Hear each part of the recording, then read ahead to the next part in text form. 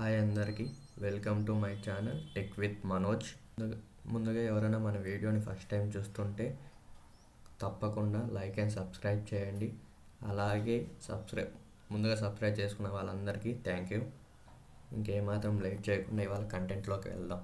మనం ఏదైనా ఒక వెబ్ అప్లికేషన్ని క్రియేట్ చేయాలంటే మనకి కొన్ని టెక్నాలజీస్ యూస్ అవుతాయి. అవే వెబ్ టెక్నాలజీస్. వెబ్ టెక్నాలజీస్ అనేవి అంటే ఏంటంటే అవి సెట్ ఆఫ్ లాంగ్వేజెస్. అవి ఎందుకు యూజ్ చేస్తాం? ఒక అప్లికేషన్ని క్రియేట్ చేయడానికి, డిజైన్ చేయడానికి అండ్ డెవలప్ చేయడానికి. దాంట్లో మెయిన్గా మనకి 3 ఇంక్లూడ్ అయి ఉంటాయి. ఒకటి హెచ్టిఎంఎల్ అంటే hyper text markup language. CSS అంటే క్యాస్కేడింగ్ స్టైల్ షీట్. జేఎస్ అంటే జావా స్క్రిప్ట్. వీటిని యూజ్ చేసి మనం వెబ్ పేజెస్ని క్రియేట్ చేయొచ్చు. వీటిలో మళ్ళీ వెబ్ పేజెస్ అనేవి 2 టైప్స్గా క్లాసిఫై అయినాయి. ఒకటి static web page, 2 dynamic web page. Static web page అంటే యూజర్తో ఇంటరాక్ట్ అవ్వదు, జస్ట్ విజువలైజ్ చేయగలం అంతే చూసి. అలాంటి వాటిని స్టాటిక్ వెబ్ పేజెస్ అంటారు. వాటిని డిజైన్ చేయాలంటే మనకు కావాల్సింది హెచ్టిఎంఎల్, సిఎస్ఎస్ అండ్ అలాగే డైనమిక్ వెబ్ పేజెస్ అంటే యూజర్స్తో ఇంటరాక్ట్ అవుతాయి. వీటికి మెయిన్గా కావాల్సింది HTML, CSS and Java script. For example static web పేజీకి ఒక కాలేజ్ టైం టేబులే తీసుకుంటే దాంట్లో ఉన్న డేటాని మనం చూసి విజువలైజ్ చేయగలం కానీ ఫర్దర్గా ఇంటరాక్ట్ అవ్వలేం. అదే డైనమిక్ వెబ్ పేజెస్ అంటే ఫర్ ఎగ్జాంపుల్ జొమాటో తీసుకుందాం. జొమాటో తీసుకోగానే ఫస్ట్ యూజర్ దగ్గర నుంచి లాగిన్ డీటెయిల్స్ తీసుకుంటాం. లాగిన్ డీటెయిల్స్ తీసుకోగానే ఒక వెబ్ పేజ్ అనేది డిస్ప్లే అవుతుంది. డిస్ప్లే అవగానే అందులో మనకి ఏ కేటగిరీ ఆఫ్ ఫుడ్ కావాలి సెలెక్ట్ చేసుకోమంటుంది. అది సెలెక్ట్ చేసుకోగానే దానికి సంబంధించిన రెస్టారెంట్స్ ఏమేమి ఉన్నాయో చూపిస్తుంది. పర్టికులర్ రెస్టారెంట్ క్లిక్ చేయగానే దాంట్లో ఉన్న వెరైటీ ఆఫ్ ఐటమ్స్ చూపిస్తుంది. అది చూపించగానే దాంట్లో సెలెక్ట్ చేసుకోగానే మళ్ళీ చెక్అవుట్ పేజీకి వెళ్తుంది. ఇలా స్టెప్ బై స్టెప్ ఇంటరాక్ట్ అవుతూ వెళ్తే అవి డైనమిక్ వెబ్ పేజెస్. అలా కాకుండా ఓన్లీ చూసి విజువలైజ్ చేయగలిగితే అవి స్టాటిక్ వెబ్ పేజెస్ అన్నమాట. ఇంకా మనం ఏమాత్రం లేట్ చేయకుండా ఫస్ట్ హెచ్టిఎంఎల్ గురించి తెలుసుకుందాం. హెచ్టిఎంఎల్ అంటే హైపర్ టెక్స్ట్ మార్కప్ లాంగ్వేజ్. అది ఎందుకు యూజ్ చేస్తారంటే ఒక వెబ్ పేజ్కి కంటెంట్ యాడ్ చేయడానికి అండ్ ప్రాపర్ స్ట్రక్చర్ ఇవ్వడానికి. దాన్ని టిమ్ బెనర్స్లీ అనే అతను 1995లో కనుగొన్నాడు.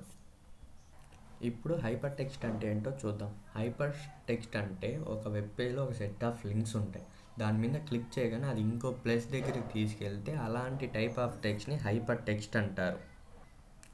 మార్కప్ లాంగ్వేజ్ అంటే మనం మార్కప్ ట్యాగ్స్ యూజ్ చేసి వెబ్ పేజ్లో ఏ లాంగ్వేజ్ అయితే డిస్ప్లే యూజ్ చేస్తామో ఆ లాంగ్వేజ్ని మార్కప్ లాంగ్వేజ్ అంటారు. సో ఫర్దర్గా మార్కప్ ట్యాగ్స్ అంటే ఏంటి అని ఫర్దర్ క్లాసెస్కి వెళ్ళినప్పుడు తెలుసుకుందాం, ఓకేనా? అసలు హెచ్టిఎంఎల్ ఎందుకు, వై హెచ్టిఎంఎల్ అని డౌట్ మీకు రావచ్చు. అది ఎందుకంటే ఒక వెబ్ పేజ్కి ప్రాపర్ స్ట్రక్చర్ ఇవ్వడానికి అండ్ అలాగే ఈ వెబ్ పేజ్ అనేది ప్రతి ఒక్క బ్రౌజర్లో వర్క్ అవుతుంది. ఎందుకంటే హెచ్టిఎంఎల్ లాంగ్వేజ్ ప్రతి ఒక్క బ్రౌజర్ అర్థం చేసుకుంటుంది కాబట్టి. ఇప్పుడు బేసిక్ స్ట్రక్చర్ ఆఫ్ హెచ్టిఎంఎల్ చూస్తాం. సో ఇది బేసిక్ స్ట్రక్చర్. ఇందులో ప్రతి ఒక్క లైన్ ఒక దాన్ని రిప్రజెంట్ చేస్తుంది. ఫస్ట్ డాక్ టైప్ హెచ్టిఎంఎల్ అదేం రిప్రజెంట్ చేస్తుంది అంటే ప్రజెంట్ వర్షన్ హెచ్టిఎంఎల్ ఏం యూజ్ చేస్తున్నాం, అది ప్రజెంట్ HTML5 వర్షన్ యూజ్ చేస్తున్నామని రిప్రజెంట్ చేస్తుంది. HTML lang equals to EN అదేం రిప్రజెంట్ చేస్తుంది అంటే మనం ఇప్పుడు ప్రజెంట్ ఏ లాంగ్వేజ్ యూజ్ చేస్తున్నాం వెబ్ పేజీకి, primary language English. And head అనేది మెటా డేటా సెక్షన్. అదేం రిప్రజెంట్, దాంట్లో ఇన్ఫర్మేషన్ ఉంటుంది, వెబ్ పేజ్ యొక్క ఇన్ఫర్మేషన్ ఉంటుంది. ఆ మెటా డేటా సెక్షన్ ఏంటి అనేది ఫర్దర్గా తెలుసుకుందాం. Meta data character set UTF equals to 8 అంటే UTF అంటే universal transformation format into 8 bit. మనకేంటంటే మిషన్ అనేది 0s and 1s అండర్స్టాండ్ చేసుకుంటుంది. బట్ కానీ మనం ఇక్కడ ప్రైమరీ లాంగ్వేజ్ ఇంగ్లీష్ ఇస్తున్నాం. సో ఇది అర్థం కాదు కదా, దీన్ని కన్వర్ట్ చేయడానికి ఈ మెటా క్యారెక్టర్ సెట్ అనేది యూస్ అవుతుంది. ఇది ఏం చేస్తుందంటే 8 బిట్ ఫార్మేట్లోకి కన్వర్ట్ చేస్తుంది ఇచ్చిన డేటాని. టైటిల్ అనేది ఒక వెబ్ పేజ్కి టైటిల్ ఇవ్వడానికి యూజ్ అవుతుంది.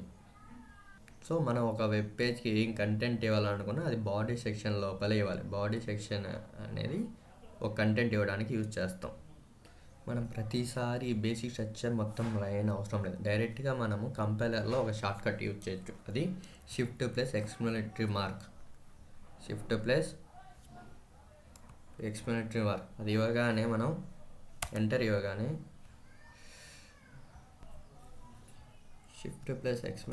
ఇచ్చి ఎంటర్ ఇవ్వగానే ఆటోమేటిక్గా మనకి బేసిక్ స్ట్రక్చర్ అనేది రిప్రజెంట్ అవుతుంది. దీన్నే బాయిలర్ ప్లేట్ అంటారు.